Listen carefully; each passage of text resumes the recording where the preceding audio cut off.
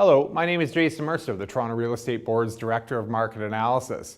With August complete, we're through the last full month of summer, but we saw a strong handoff into September and the fall housing market.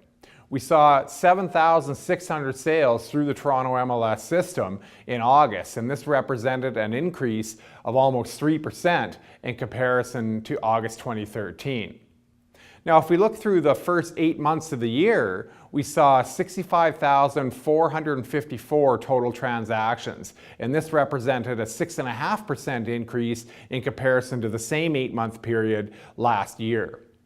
Now, while transactions are up on a year-over-year basis in August, we've seen a decline on a year-over-year basis in terms of new listings entered into the Toronto MLS system during the month and also active listings at the end of the reporting period. And so what this means is that while the demand for home ownership increased, we actually saw market conditions tighten with less supply, which means we saw more competition between buyers, and that's why we've seen very strong increases in the average selling price.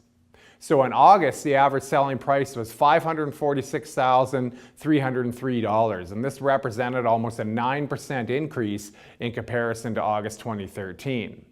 Looking at the year as a whole so far, through the first 8 months, we saw an average selling price of $562,504, and this represented an 8.5% increase year over year.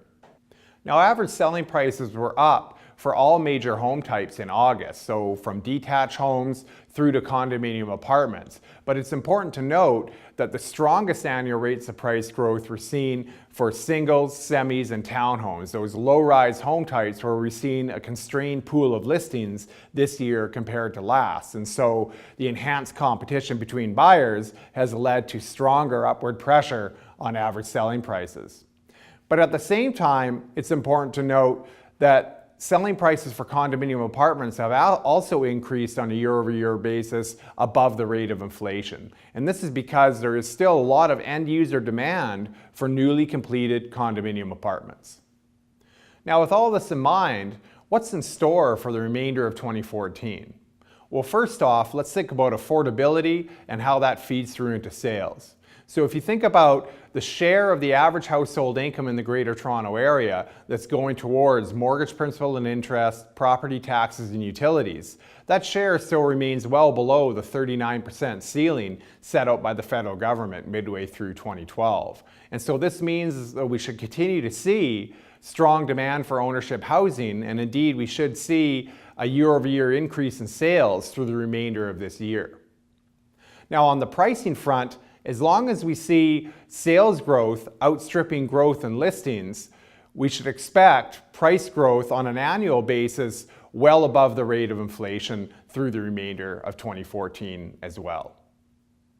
And so with that said, I look forward to speaking with you again at the end of September. Thank you very much.